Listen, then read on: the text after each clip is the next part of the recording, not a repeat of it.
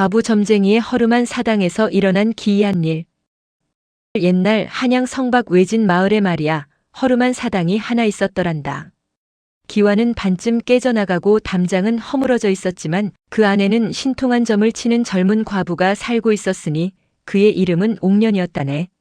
옥년이는 28배 나이에 남편을 여의고 갈 곳이 없어 이 사당을 지키며 살고 있었는데 이상하게도 그가 치는 점은 100~800중이었다고 하네. 씨앗 뿌릴 날을 물으면 딱 맞는 날을 알려주고 잃어버린 물건이 어디 있는지 물으면 그것도 척척 맞춰냈지. 어르신, 소녀가 보니 남쪽 뒤란 감나무 밑을 한번 살펴보시면 좋겠나이다. 그곳에 어르신의 은비녀가 있을 것이옵니다. 과연 옥년이의 말대로 은비녀는 감나무 밑에 있었고 마을 사람들은 옥년이의 신통력에 감탄했더란다. 그런데 이상한 것은 옥년이가 돈을 한 푼도 받지 않는다는 것이었지. 쌀 한 돼, 나물 한 줌만 가져와도 기꺼이 점을 봐주었다네. 하지만 사람 사는 곳이 어디나 그렇듯 시기와 질투는 늘 있는 법이더란다. 마을에서 제일 부자인 곽씨 마님은 옥년이를 몹시 싫어했는데 그 이유인즉슨 자기 남편이 옥년이를 칭찬하는 소리를 들었기 때문이었지. 젊은 과부년이 사당에서 혼자 산다는 것부터가 수상하지 않소? 밤마다 무슨 일을 하는지 누가 알겠소? 곽씨 마님의 이런 험담이 마을에 퍼지기 시작하더니 어느 날부터 기묘한 소문이 돌기 시작했더란다. 밤늦게 사당 근처를 지나던 사람들이 남자 목소리를 들었다는 거였지. 분명히 들었소이다. 한밤중에 사당에서 남정네 목소리가 들리더란 말이오. 과부가 밤마다 남자를 들이는 게 아니겠소? 아이고 부끄러운 줄을 알아야지. 이 소문을 들은 곽씨 마님의 입가에 음흉한 미소가 번졌더란다. 드디어 옥년이를 마을에서 쫓아낼 기회가 온 것이었지. 곽씨 마님은 마을의 수다쟁이 아낙네들을 불러 모았다네. 오늘 밤 우리 함께 사당에 가봅시다. 과부년이 무슨 짓을 하는지 직접 눈으로 확인하는 거요. 그날 밤 보름달이 환하게 떠오른 밤이었더란다. 곽씨 마님은 마을의 아낙네 67명을 이끌고 사당으로 향했지. 모두들 횃불을 들고 수군수군거리며 걸어가는 모습이 꼭 무슨 사냥이라도 하러 가는 것 같았다네. 마님, 정말로 남자가 있을까요? 없으면 없는 대로 있으면 있는 대로 줘서 어차피 저 과부년의 행실을 의심하는 것만으로도 마을에서 쫓아낼 수 있으니 말이오. 일행이 사당 근처에 다다르자 정말로 사당 안에서 남자 목소리가 들려오더란다. 낮고 중후한 목소리였는데 무언가를 은조리는 듯 했지. 하늘의 뜻을 거역할 수 없으니 그대는 마음을 굳게 먹고. 들으셨소? 저것 봐요. 정말로 남자가 있다니까요. 자, 이제 우리가 들어가서 저 음란한 과부년의 죄를 밝혀내야 하오. 곽씨 마님이 앞장서서 사당 문을 힘껏 밀어젖혔더란다. 그 소리에 놀란 옥년이가 후다닥 나왔는데 얼굴이 새하얗게 질려 있었지. 이게 무슨 일이옵니까? 한밤중에 왜 이러시는지. 시침이 떼지 마시오. 우리가 다 들었소. 방 안에 남자가 있지 않소? 곽씨 마님은 옥년이를 밀쳐내고 방 안으로 쳐들어갔더란다. 아낙네들도 우르르 따라 들어갔지. 하지만 방 안을 아무리 뒤져봐도 남자는 어디에도 없었다네. 옷장도 열어보고 이불 속도 뒤져봤지만 옥년이 혼자뿐이었더란다. 어디 갔지? 분명히 남자 목소리를 들었는데. 뒷문으로 도망쳤을게요. 어서 찾아보시오. 아낙네들이 사당 곳곳을 뒤졌지만 남자의 흔적은 어디에도 없었더란다. 뒷문은 잠겨 있었고 창문도 모두 닫혀 있었지. 도망칠 구멍이 없었던 거야. 그때 옥년이가 방바닥에 주저앉아 눈물을 흘리기 시작했더란다. 그 모습이 하도 처량해 보여서 아낙네들도 잠시 숨을 죽이고 지켜봤지. 소녀가 무슨 죄를 지었기에 이런 모욕을 당해야 하옵니까? 그럼 그 남자 목소리는 뭐요? 우리가 귀신을 본 것이요? 마님, 그건 소녀의 망부의 목소리였나이다. 그 순간 방 안이 쥐죽은 듯 조용해졌더란다. 망부의 목소리라니? 아낙네들은 서로 얼굴을 쳐다보며 당황했지. 소녀의 남편은 3년 전 한양으로 과거 시험을 보러 가다가 산적을 만나 돌아가셨나이다. 그런데 그때부터 밤마다 남편의 목소리가 들리기 시작했더란 말이옵니다. 그럼 귀신이란 말이오. 아니옵니다. 소녀가 너무 남편을 그리워한 나머지 남편의 목소리가 환청으로 들리는 것이옵니다. 이것이 바로 소녀의 병이자거리옵니다. 그날 밤 이후로 마을 사람들은 옥년이를 더욱 가엾게 여기게 되었더란다. 남편을 그리워하는 마음이 병이 되어 환청까지 들린다니 그 마음이 얼마나 애달프겠느냐 말이야. 하지만 곽씨 마님만은 여전히 석연치 않은 표정이었더란다. 뭔가 숨기는 게 있을 거라고 생각했지. 하지만 증거가 없으니 어쩔 도리가 없었다네. 곽씨 마님 혼잣말로 환청이라고? 그렇게 또렷한 목소리가 환청일 리 없어. 분명히 뭔가 속임수가 있을 거야. 그런데 말이야, 며칠 후에 하늘이 곽씨 댁에 벌을 내린 것인지 곽씨의 외동아들 도령이 갑자기 병에 걸려 누웠더란다. 열이 펄펄 끓고 경기까지 하는데 마을 의원이 와서 봐도 원인을 알 수 없었지. 이상하오이다. 맥을 보니 폐와 심장에는 이상이 없는데 도령님이 이렇게 고통스러워 하시다니. 아이고, 내 아들. 제발 살려주시오. 돈은 얼마든지 드릴 테니 우리 도령을 살려주시오. 바로 그때 마침 한양에서 오던 의원 한 분이 마을을 지나가고 있었더란다. 허 선생이라는 분이었는데 한양에서도 손꼽히는 명이었지. 곽씨 댁의 하인이 허 선생을 보고 얼른 달려가 사정사정 끝에 모셔왔다네. 자, 내 환자를 보겠소. 허 선생은 침착하게 도령의 맥을 짚어보고 눈꺼풀을 들춰보고 혀의 색깔까지 세밀하게 살폈더란다. 그러고는 고개를 끄덕이며 말했지. 이것은 도끼가 아니라 사기시에 취해 눌린 것이오. 아이가 무언가 큰 죄를 지었거나 아니면 집안에 억울한 원한을 품은 이가 있어서 그 기운이 아이에게 옮겨간 것이오. 무슨 말씀이십니까? 우리 집안은 깨끗하고 떳떳하옵니다. 그렇다면 부인께서 최근에 누군가에게 큰 억울함을 안겨준 일은 없소? 허 선생의 말에 곽씨 마님의 얼굴이 하얗게 변했더란다. 그제야 옥년이가 떠올랐던 거지. 옥년이를 모욕했던 그날 밤이 말이야.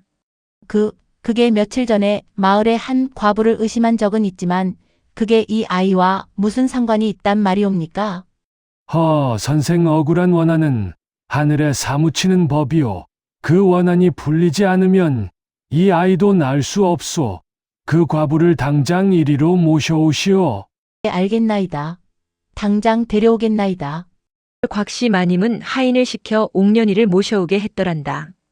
옥년이는 영문도 모른 채 곽씨 댁으로 끌려왔는데 허 선생이 옥년이를 보자마자 깊은 한숨을 내쉬었지. 당신이 바로 그 과부요. 그러하옵니다만 소녀가 무슨 잘못을. 잘못은 당신이 한 것이 아니오. 이 부인이 당신에게 씌운 누명 때문에 당신의 원통한 마음이 사기가 되어 이 집안을 덮친 것이오. 허 선생의 말에 곽씨 마님은 옥년이 앞에 무릎을 꿇었더란다. 자존심 센 부잣집 마님이 과부 앞에 무릎을 꿇다니 마을 사람들이 보면 기절초풍할 일이었지. 소인이 잘못했나이다.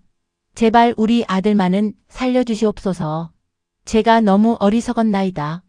옥년이는 곽씨 마님을 물끄러미 내려다보더니 조용히 입을 열었더란다. 소녀는 마님을 원망한 적이 없나이다. 다만 소녀의 마음이 너무 슬퍼서 하늘이 보시기에 안타까우셨나 봅니다. 당신이 원망하지 않는다면 이 아이를 위해 한번 기도해 주시겠소. 당신의 맑은 마음이 아이를 구할 수 있을 것이오. 옥년이는 고개를 끄덕이고 도령이 누운 방으로 들어갔더란다. 그리고는 도령의 머리맡에 앉아 두 손을 모으고 조용히 기도하기 시작했지. 그 모습이 마치 관세음 보살처럼 자비로워 보였다네.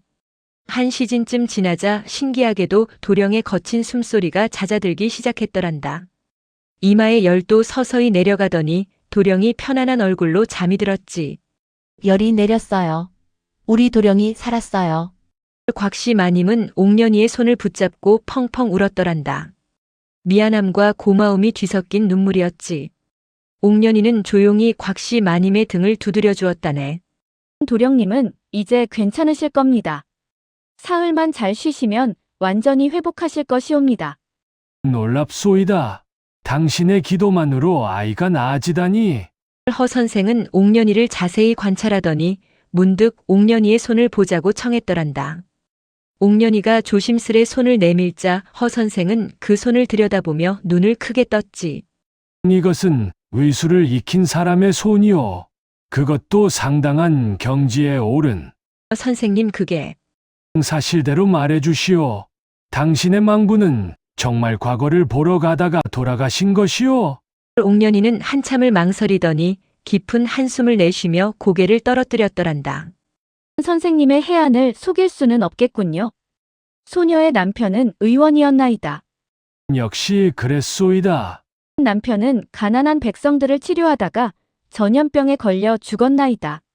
남편이 죽기 전 소녀에게 의술을 전부 가르쳐 주셨는데 소녀는 여자의 몸으로 의원 행세를 할 수 없어 점쟁이로 살아왔던 것이옵니다. 그제야 모든 것이 밝혀졌더란다. 옥년이가 백발백중으로 맞추던 것들은 점이 아니라 의술과 관찰력이었던 거지. 병든 소나 말을 보고 언제 나을지 알려준 것도 사람의 얼굴색을 보고 운수를 말해준 것도 모두 의학 지식 덕분이었더란다. 그렇다면 밤마다 들리던 남자 목소리는 그것은 남편이 남긴 의서를 소리내어 읽는 소녀의 목소리였나이다. 남편의 목소리를 흉내내며 읽으면 남편이 옆에 있는 것 같아서 그렇게라도 해야 외로움을 견딜 수 있었나이다. 허 선생은 옥년이의 이야기를 듣고 깊이 감탄했더란다. 남편의 의술을 혼자서 익혀 이 정도 경지에 올랐다니 보통 사람이 아니었던 거지. 옥년이 나와 함께 한양으로 가지 않겠소? 당신 같은 제목이 이런 시골에 묻혀 있기엔 아깝소. 선생님의 제안은 감사하오나 소녀는 여자의 몸이옵니다. 어찌 한양에서 의원 행세를 할 수 있겠나이까? 방법이 있소. 당신이 남장을 하고 내 제자로 들어오면 돼요. 세상 사람들은 당신을 내 조카 허옥이라고 알 것이오. 옥년이는 잠시 망설였더란다. 한양에 가서 의원으로 활동한다는 것은 평생의 꿈이었지만 들키면 큰 벌을 받을 수도 있었거든. 만약 소녀의 정체가 밝혀지면 선생님께도 누가 될 것이옵니다. 그런 걱정은 하지 마시오. 내가 당신을 지켜줄 것이오. 그리고 당신의 실력이라면 아무도 의심하지 않을 것이오. 바로 그때 곽씨 마님이 방으로 들어왔더란다. 손에는 비단 보따리를 들고 있었지. 옥년이 제발 이것을 받아주시오. 이것은 사죄의 표시이자 도령을 살려준 데 대한 감사의 마음이요. 마님, 소녀는 돈을 받을 수 없나이다. 도령님이 건강하신 것만으로도 충분하옵니다. 눈물을 흘리며 내가 얼마나 어리석었소. 당신을 의심하고 모욕했던 것이 평생 후회될 것이요. 이제라도 마을 사람들에게 진실을 알리겠소. 당신은 점쟁이가 아니라 훌륭한 의원이라고 말이요. 곽씨 마님은 정말로 마을 사람들을 불러 모아 옥년이에 대한 진실을 밝혔더란다. 옥년이가 여자 의원으로 남편의 뜻을 이어받아 사람들을 돕고 있었다는 사실을 말이야. 마을 사람들은 처음엔 놀랐지만 곧 옥년이를 더욱 존경하게 되었더란다. 여자의 몸으로 의술을 익히고 사람들을 치료했다는 게 대단하다고 생각했지. 옥년이는 우리 마을의 은인이요. 앞으로는 옥년이 의원님이라고 불러야겠소. 며칠 후 허 선생은 옥년이의 실력을 제대로 시험해보기 위해 어려운 환자 한 명을 데려왔더란다. 마을에 사는 늙은 농부였는데 팔을 쓰지 못하는 병에 걸렸다고 했지. 이 환자는 여러 의원을 찾아갔지만 아무도 고치지 못했소. 당신이 한번 봐주시겠소? 옥년이는 조심스럽게 농부의 팔을 만져보고 맥을 짚었더란다. 한참을 살피더니 고개를 끄덕였지. 이것은 풍기가 혈맥을 막아서 생긴 병이옵니다. 침으로 막힌 혀를 뚫어주면 나을 것이옵니다. 오호, 정확하오. 그럼 직접 치료해 보시겠소? 옥년이는 남편이 남긴 침통을 꺼내 농부의 팔에 침을 놓기 시작했더란다. 손놀림이 정확하고 빨랐지. 침을 맞은 농부는 처음엔 아파했지만 곧 신기한 표정을 지었더란다. 손가락이 움직여요. 팔에 힘이 돌아오는 것 같소. 과연 옥년이의 치료가 끝나자 농부는 팔을 자유롭게 움직일 수 있게 되었더란다. 허 선생은 크게 감탄하며 옥년이의 어깨를 두드렸지. 훌륭하오. 당신은 진정한 의원이요. 이제 더 이상 망설이지 마시오. 한양으로 가서 더 많은 사람들을 구합시다. 보름이 지나고 옥년이는 마침내 남장을 하고 한양으로 떠날 준비를 마쳤더란다. 머리를 짧게 자르고 남자 옷을 입으니 영락없는 청년 선비의 모습이었지. 이제부터 당신은 내 조카 허옥이요. 명심하시오. 예, 숙부님. 잘 부탁드리옵니다. 두 사람은 말을 타고 한양으로 향했더란다. 사흘을 달려 한 고을을 지나는데 이상하게도 마을이 너무 조용했지. 사람 그림자가 거의 보이지 않았더란다. 이상하오. 이 마을은 예전에 왔을 때 꽤 번화했는데 두 사람이 마을 안쪽으로 들어서자 어디선가 신음소리가 들려왔더란다. 한 초가집 안에서였지. 허 선생과 옥년이가 급히 문을 열고 들어가 보니 온 가족이 병으로 누워 있었더란다. 이건 역병이요. 숙부님, 이 사람들을 그냥 둘 수는 없습니다. 두 사람은 곧장 치료를 시작했더란다.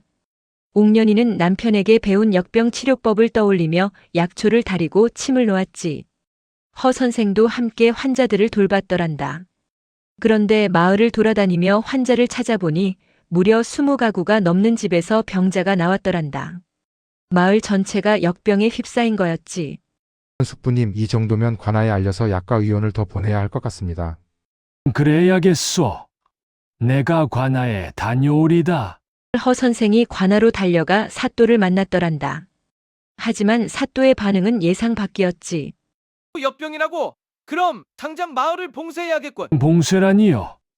그보다는 약과 의원을 보내서 치료를. 안 돼요. 역병이 다른 고을로 퍼지면 내 목이 날아갈 것이오. 마을을 봉쇄하고 아무도 드나들지 못하게 해야 하오. 사또는 자기 자리만 지킬 생각이었던 거야. 마을 사람들이 죽든 말든 상관없이 역병이 퍼지는 것만 막으면 된다고 생각했지. 사또 나리. 그럼 마을 사람들은 다 죽으라는 말씀이십니까? 몇 명 죽는 것과 온 고을이 죽는 것 중에 뭐가 나은지 생각해 보시오. 어서 마을에서 나오시오. 곧 군사들이 마을을 포위할 것이오. 허 선생은 분노에 떨었지만 어쩔 도리가 없었더란다. 관아로 돌아와 옥년이에게 상황을 설명하자 옥년이도 주먹을 불끈 쥐었지. 이럴 수가. 그럼 우리는 어떻게 해야 합니까? 우리가 직접 이 마을 사람들을 다 치료할 수밖에 없소. 마을이 봉쇄되기 전에 최대한 많은 사람을 살려야 하오.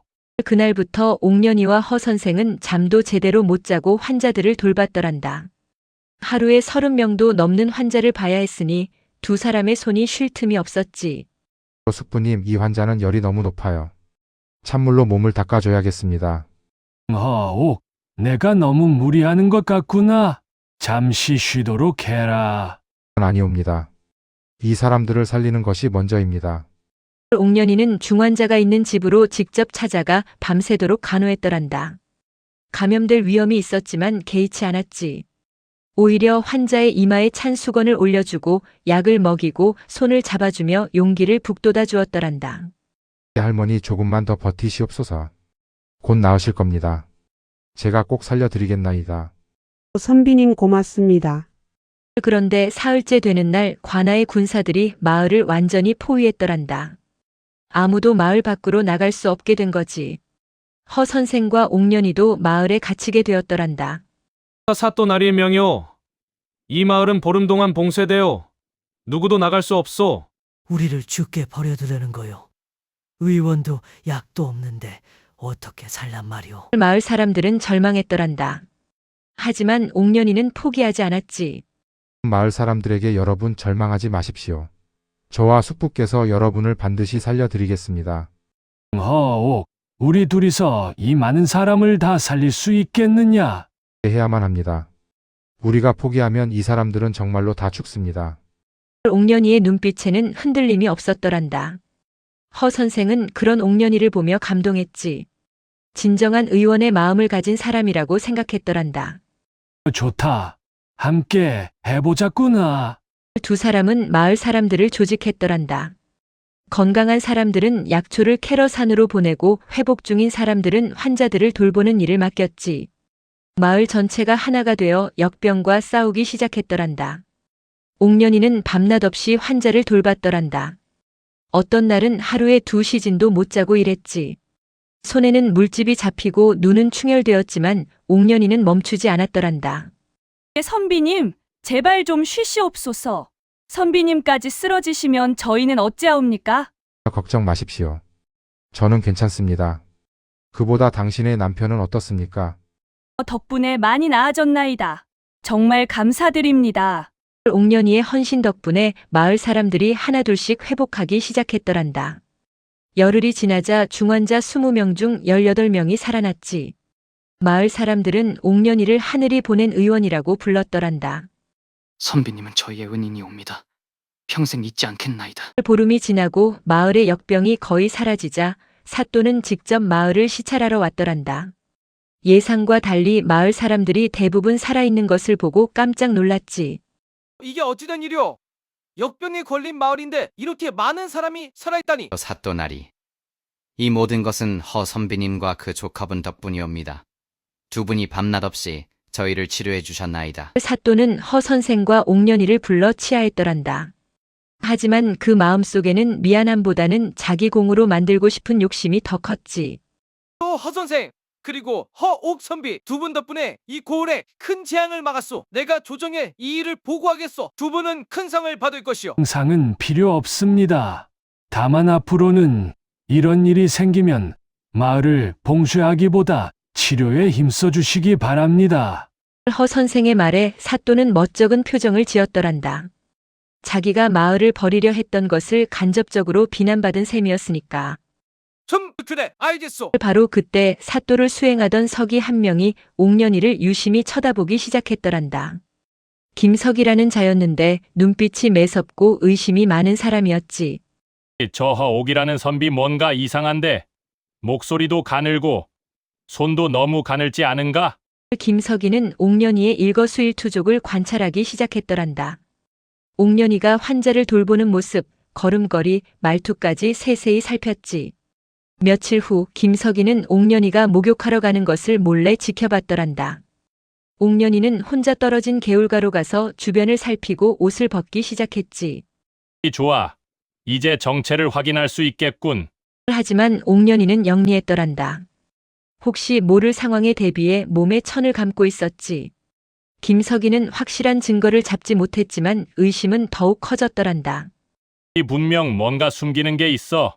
끝까지 파헤쳐야겠다. 김석이는 마을 사람들에게 물어보기 시작했더란다. 허옥 선비가 평소에 어떻게 지냈는지, 이상한 점은 없었는지 말이야. 그 허옥 선비가 혹시 이상한 행동을 한 적은 없소? 이상한 행동이라뇨?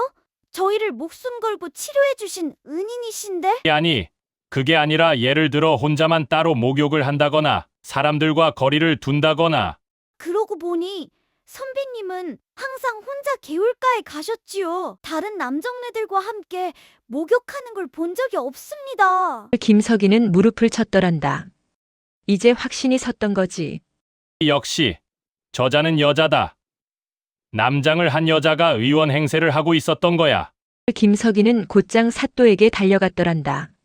이 사또 나리, 큰일 났나이다. 허옥이라는 선비는 사실 여자옵니다. 뭐라고? 여자가 남장을 하고 의원 행세를 했다고? 그렇사옵니다. 당장 잡아들여야 하옵니다. 남녀의 구별을 어지럽힌 큰 죄옵니다. 그날 저녁 사또는 군사 10명을 이끌고 마을로 들어왔더란다. 횃불을 든 군사들의 모습이 무시무시했지. 허옥이라는 자를 당장 잡아오너라. 옥년이는 환자를 돌보다가 군사들에게 붙잡혔더란다. 갑작스러운 일에 당황한 허 선생이 달려왔지. 사또 나리, 이게 무슨 일이십니까? 허 선생, 당신은 몰랐을 수도 있지만 당신의 조카라는 자는 사실 여자요. 남장을 하고 의원 행세를 한 죄로 잡아가는 것이요. 이 소리를 들은 마을 사람들이 하나둘씩 모여들기 시작했더란다. 옥년이가 여자라는 사실에 놀랐지만 그보다 은인이 잡혀가는 것이 더 큰 문제였지. 마을 대표 안 됩니다. 선비님을 아니 이분을 데려갈 수 없소. 비키지 못할까? 법을 어긴 자를 잡아가는데 방해하면 너희들도 함께 벌을 받을 것이요. 저희도 함께 잡아가시오. 이분이 없었다면 저희는 다 죽었을 것이옵니다. 마을 사람들이 옥년이를 에워싸고 지키기 시작했더란다. 노인, 안악 아이들까지 모두 나서서 옥년이를 보호했지. 이 사또나리, 제발 용서해 주시옵소서. 이분은 저희 손자를 살려주셨나이다. 이분이 여자라고 해서 뭐가 어떻단 말이옵니까? 남자 의원들도 못 고친 병을 이분이 고쳐주셨는데 허 선생이 앞으로 나서서 사또에게 큰 절을 올렸더란다. 사또나리, 소인이 모든 것을 설명하겠나이다. 이 아이의 이름은 옥년이옵니다.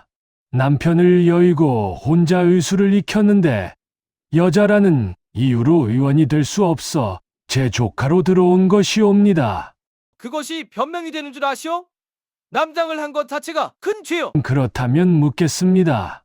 이 아이가 여자라는 이유로 의수를 펼치지 못했다면 이 마을 사람들은 어떻게 되었겠습니까? 허 선생의 말에 사또는 말문이 막혔더란다. 옥년이가 아니었다면 마을 사람들은 정말로 다 죽었을 테니까. 법도 중요하지만 사람의 목숨은 더 중요하지 않습니까? 이 아이는 자신의 위험을 무릅쓰고 사람들을 살렸습니다. 그것이 죄라면 소인도 함께 벌을 받겠나이다. 사또나리 소녀가 법을 어긴 것은 사실이옵니다. 하오나 소녀는 오직 사람을 살리고 싶었을 뿐이옵니다. 벌을 받을 각오는 되어 있으니 제발 이 마을 사람들과 스승님께는 벌을 내리지 말아주소서. 옥년이의 눈에서 눈물이 흘러내렸더란다. 하지만 그 눈빛은 당당했지. 자신이 한 일에 대한 후회는 없다는 듯이. 마을 사람들이 모두 무릎을 꿇고 사또에게 탄원하기 시작했더란다. 사또나리, 제발 이분을 용서해 주시옵소서. 저희는 이분의 은혜를 평생 잊지 못할 것이옵니다. 사또는 깊은 고민에 빠졌더란다. 법대로라면 옥년이를 벌해야 했지만 이 많은 사람의 목숨을 구한 공을 무시할 수는 없었지. 더구나 자신이 마을을 버리려 했던 것을 생각하면 옥년이를 벌하는 것이 오히려 부끄러운 일이었더란다. 허 선생, 그리고 옥년이 일어나시오. 사또는 한참을 고민하더니 마침내 입을 열었더란다. 내가 잘못 생각했어. 옥년이, 당신은 죄인이 아니오. 사또나리, 이 마을을 버리려 했던 사람은 나였소. 사람들을 살릴 생각은 않고 내 자리만 지키려 했어. 하지만 당신은 목숨을 걸고 사람들을 살렸소. 당신이야말로 진정한 의원이오. 사또의 말에 마을 사람들이 환호성을 질렀더란다. 사또가 계속 말했지. 하지만 법은 법이오. 내 마음대로 무시할 수는 없소. 그러니 내가 조정에 장계를 올려 이 일을 보고하겠소. 당신의 공을 상세히 적어서 말이오. 사또나리, 감사하옵니다. 사또는 그날로 한양에 급히 장계를 올렸더란다.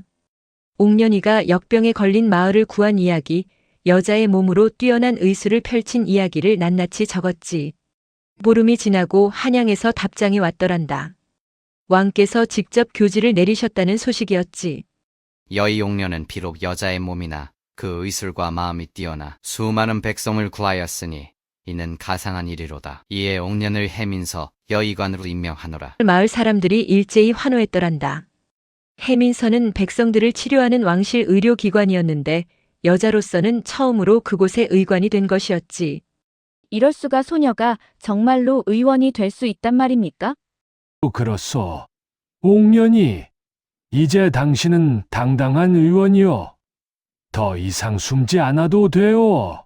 교지에는 또 하나의 내용이 있었더란다. 앞으로 뛰어난 의술을 가진 여자들에게도 의원의 길을 열어주겠다는 내용이었지. 옥년이 덕분에 많은 여성들이 꿈을 펼칠 기회를 얻게 된 것이었더란다.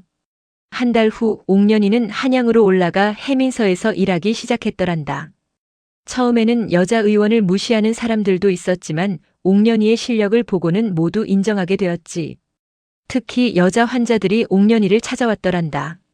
남자 의원에게는 말하기 어려운 병을 옥년이에게는 편하게 말할 수 있었거든. 의원님, 제가 얼마나 기다렸는지 모르십니다. 드디어 여자 의원을 만나게 되다니. 편하게 말씀하세요. 제가 꼭 낫게 해드리겠습니다. 세월이 흘러 옥년이는 해민서에서 가장 존경받는 의원이 되었더란다. 그리고 옥년이의 뒤를 이어 많은 여성들이 의술을 배우기 시작했지. 곽씨 마님의 딸도 그중 한 명이었더란다. 옥년이를 본받아 의원이 되겠다며 열심히 공부했지. 어느 날 저녁, 이제 나이가 지긋한 옥년이는 한양의 해민서 마루에 앉아 노을을 바라보고 있었더란다. 옆에는 허 선생이 앉아 있었지.